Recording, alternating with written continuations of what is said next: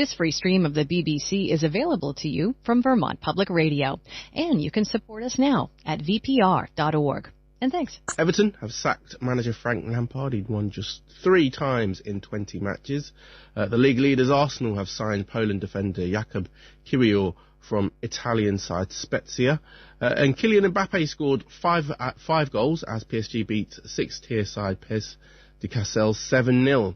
His PSG teammate and friend Achraf Hakimi was named Arab Sportsman of the Year for 2022, having led Morocco to the semi-final at last year's World Cup. And it's day 9 at the Australian Open. In the women's draw, Kazakhstan's Elena Rybakina is through to the semi-final. She beat Yelena Ostapenko 6-2, 6-4. At the moment, American Sebastian Korda is playing Karen Khachanov. The Russian took a first set tiebreak and they are level in the second set. Thank you, Isaac. To Japan now. And when you think of Japan, it'll likely conjure up images of a modern economic powerhouse, perhaps fueled by a strong technology sector. So it may well come as a surprise to many that Japan's Prime Minister Fumio Kishida has said his country is now on the brink of not being able to function as a society. The main reason is the country's falling birth rate. 800,000 babies were born last year in Japan. That is about 1.2 million fewer than a given year during the 1970s. And according to the World Bank, the country is also home to the oldest population in the world, with many people well past retirement age. So with an ever-dwindling pool of workers, it spells bad news for the economy and, as the Prime Minister Fumio Kishida says, Japan's wider society. Well, we're going to hear now from 2 Tokyo-based Japanese women on the issue, Yuko Tamura, who's a writer and has a 5-year-old daughter, and Nobuko Kobayashi, who's a partner with a large accounting firm and decided not to have kids. Nobuko started by telling my colleague James Reynolds about how she came to that decision.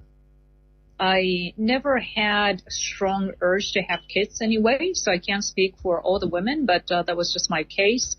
And even if I was curious, I guess in my 20s, in my 30s, I was busy working and work was fun. And I have other priorities than having babies. Yuko is also with us. And Yuko, you do have a daughter. Again, just talk us through your life, please. Sure. So I have a 5-year-old daughter, and I was once a dedicated full-time office worker at an American pharmaceutical company.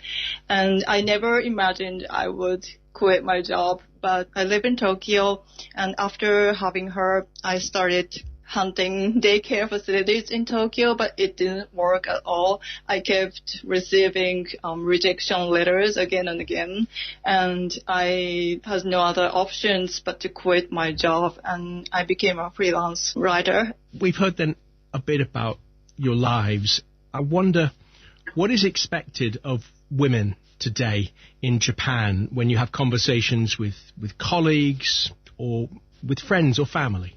I think it's changed a lot over the years. I think, well, I'm 49, but when I was coming into the workforce, there was an expectation a lot stronger than today that women would get married and maybe have a kid or 2.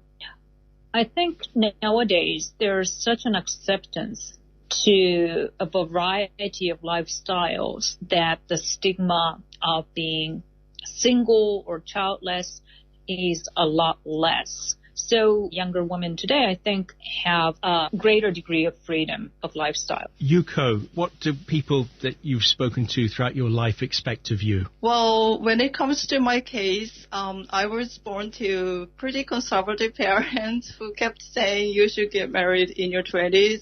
When it comes to working mothers, they are often considered not that reliable at work because usually Japanese men don't actively being involved in childcare at home, partly because of the presenteeism at Japanese companies.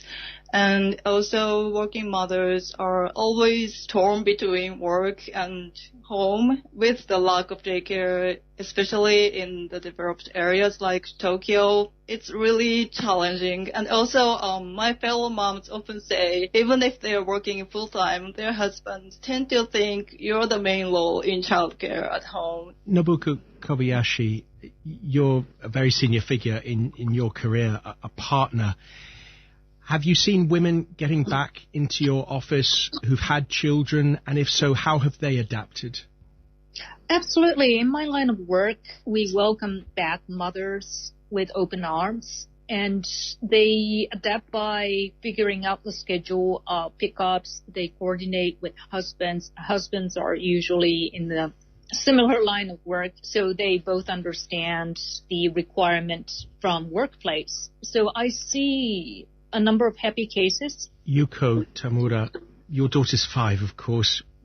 Are you beginning to think about the process of returning to work full-time, or is that far too soon to think about? Now, when it comes to my career as an office worker, to be honest, I'm not that passionate to devote my time and resources to the full-time work again. Yeah. It sounds like you've got a busy career in addition to raising your daughter. And Yuka, I know your daughter's 5, so she's really young. But when you think of the conversations you'd like to have with her in a few years about being a young girl and then a woman in Japan, what would you say to her? Well, so she goes to English-based kindergarten right now. So we talk both in Japanese and English at home. Yes. And I intentionally didn't choose Japanese regular kindergartens because I wanted to pass down something tangible to her, and it was English and some global perspectives. And yeah, we talk a lot about gender. I don't use the term gender, but I encourage her to do whatever she likes. And I say, you don't need to wear skirts if you don't want to. And I give her any kinds of toys, cars or trains or building blocks, whatever. I just want to keep encouraging her as a woman. When we look at the bigger issues facing Japan, Nobuko, the Prime Minister said Japan may not be able to function as a society without a greater fertility rate. What are your thoughts on what the Prime Minister had to say? It's no surprise at all. Also, it's governments not taking any serious intervention so far. So it's almost like long time coming. I think we knew this was going to happen, but never did we take a drastic action to change the society to shore up the fertility rate really seriously. When we've talked about all these pressures, there is a more simple, a more basic question I'd just love to ask you both. How happy are you in your lives? Maybe Nobuko first. Reasonably happy, actually. And that is broken down to probably I have my health. I'm financially sound. I have my job that is very satisfying and challenging. And then fourthly, I have my friends and family. All these things combined, I would rate my happiness fairly high. I'm grateful for what I have. And Yuko? Yes, I'm also grateful for what I have right now. Of course, after losing my job, I was devastated. I cannot deny that. But now, as a writer, I could rebrand my career, and now I write for the Japan Times or other famous web media platforms. Now I can pass down what I have to my daughter. So, yes, I think I'm happy. James Reynolds there talking to Yuko Tamura, who's a writer with a 5-year-old daughter, and Nobuko Kobayashi, a partner with a large accounting firm who's decided not to have children. This is not the only issue affecting Japan at the moment. Our Tokyo correspondent, Rupert Wingfield-Hayes, is leaving Japan after a number of years there, and he has written a very long read on the BBC News website about some of his thoughts on leaving the country. It's well worth a read. Not only are younger Japanese less likely to be married or have children than their parents, they're also less likely to speak a foreign language or have travelled abroad. I recommend you give it a read. bbcnews.com. BBC News with Chris Barrow. There's been another deadly gun attack in California, the second in the state in as many days. Police say a man shot dead 7 of his former co-workers at 2 locations near Half Moon Bay, south of San Francisco. The victims are Chinese-American farm workers. The suspect was arrested after he drove himself to a police car park. In Washington, 4 members of a far-right militia group have been convicted of seditious conspiracy for their part in the Capitol riots in January 2021. The 4 men all belonged to the Oath Keepers group. Brazil and Argentina's leaders have announced plans to create a common currency that would be used to boost trade between South America's two biggest countries. The new currency could eventually be adopted by other South American countries. The president of Serbia, Aleksandar Vučić, says the country has been presented with a Western ultimatum to normalise ties with Kosovo. He said Serbia's progress towards European Union membership could be jeopardised. Power has returned to most cities across Pakistan a day after a nationwide breakdown left most of the country without electricity. The Ministry of Energy said that all its 1,100 grid stations had been restored. The US Treasury Secretary Janet Yellen is visiting South Africa on the latest stage of a three-nation African tour aimed at boosting US influence. Washington is facing growing competition in the region with Russia and China. President Joe Biden has nominated a special envoy for human rights in North Korea. He's chosen Julie Turner, a Korean-speaking career diplomat. A new study has found that young sea spiders can not only regrow legs that have been amputated, but other parts of their bodies as well. Scientists hope further research could pave the way towards the regeneration of lost limbs for humans. BBC News. Now, two of the world's most powerful finance officials are visiting Zambia this week. The US Treasury Secretary, Janet Yellen, and the Managing Director of the International Monetary Fund, Kristalina Georgieva, arrived for separate visits on Sunday.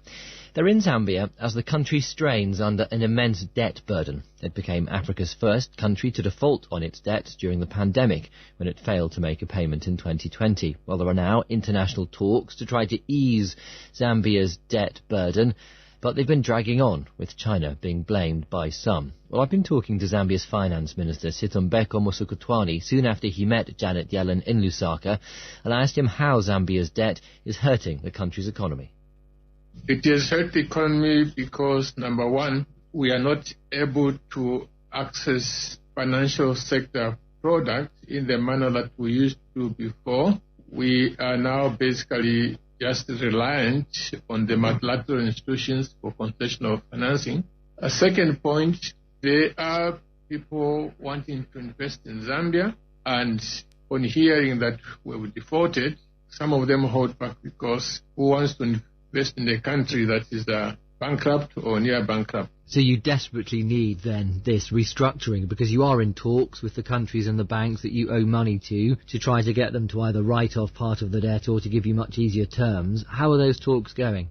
We are hoping that by the end of this quarter, we would have reached agreement on how the debt needs to be settled. The end of the quarter being the end of March. Now, you've been discussing this with the US Treasury Secretary Janet Yellen. She has said in public statements that China's reluctance to take part in this debt restructuring is the principal reason for the delay. Do you have any sense yet as to whether China is willing to help ease your debt burden?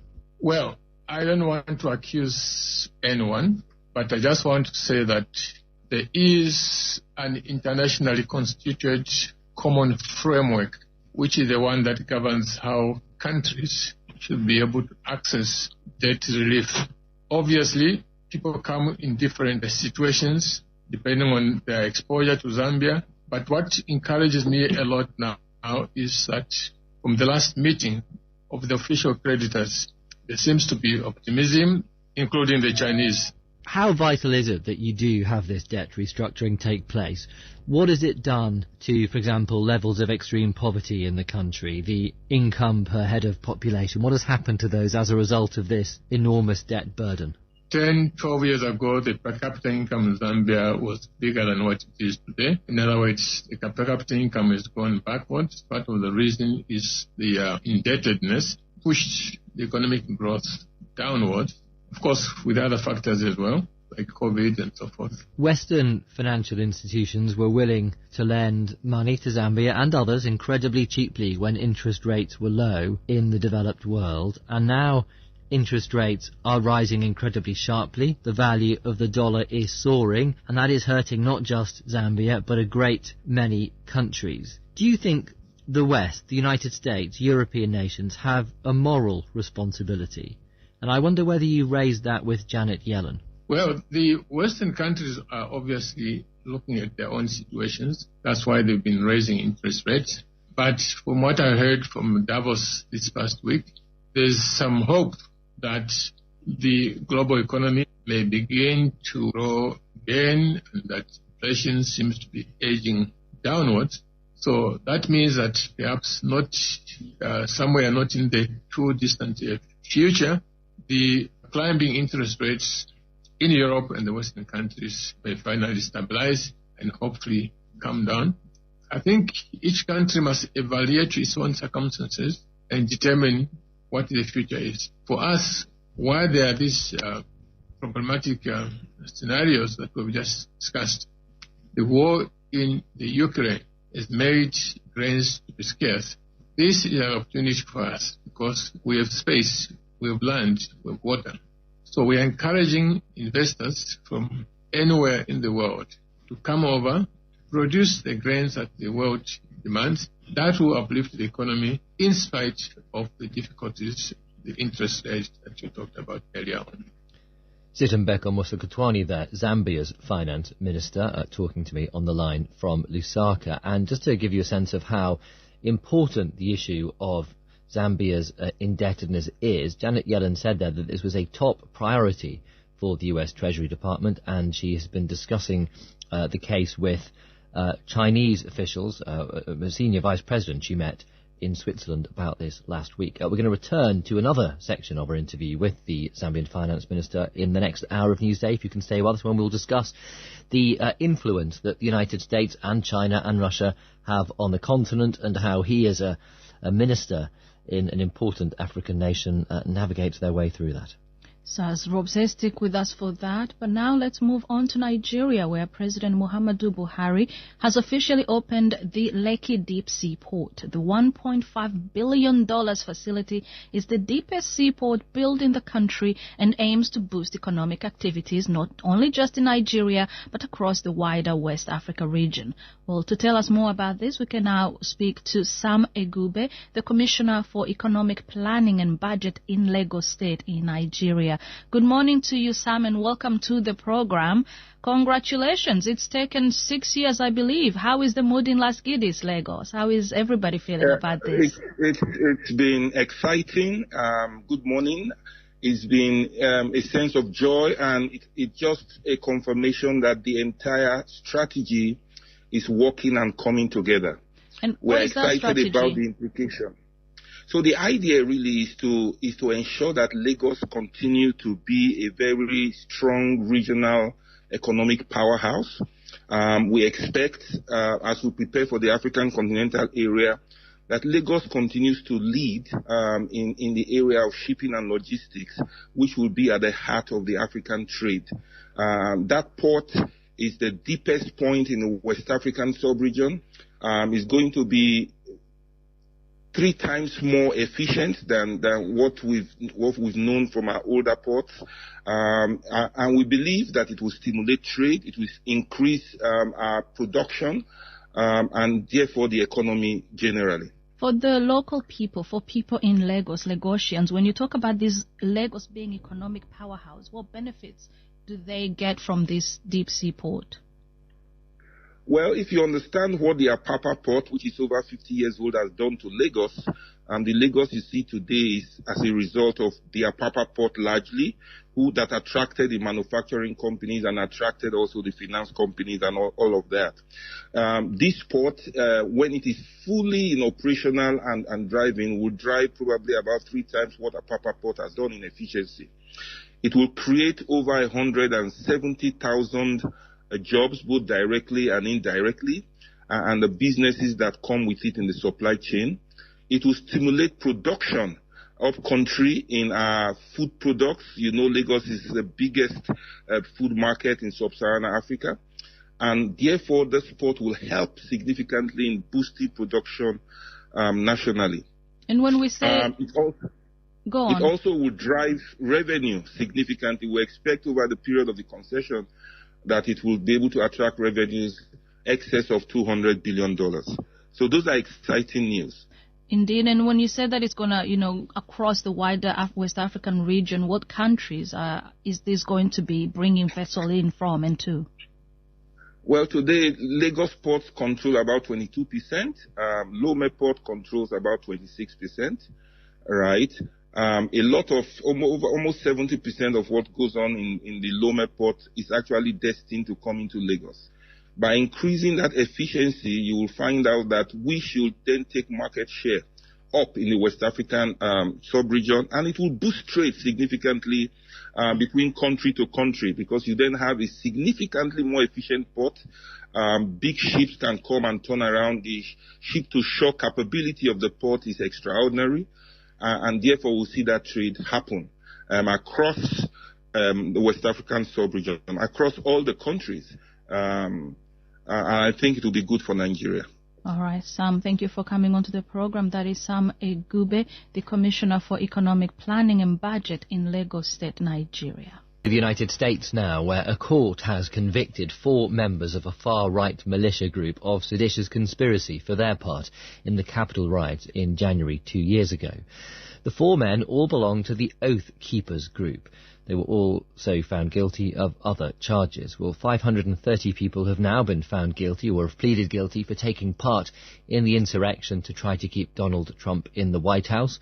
I've been talking to Daniel Lippman, a reporter in Washington, D.C. for the Politico news organization, and asked him to explain the charges.